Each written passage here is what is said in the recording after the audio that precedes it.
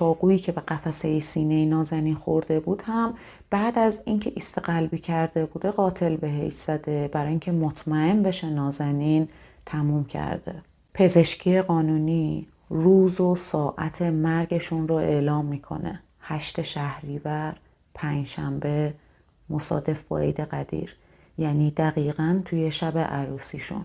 بعد از شنیدن گزارش پزشکی قانونی خانواده ها به شدت برانگیخته میشن و از پلیس میخوان قاتلین رو پیدا کنن و اشد مجازات رو واسهشون در نظر بگیرن. من مادرشم.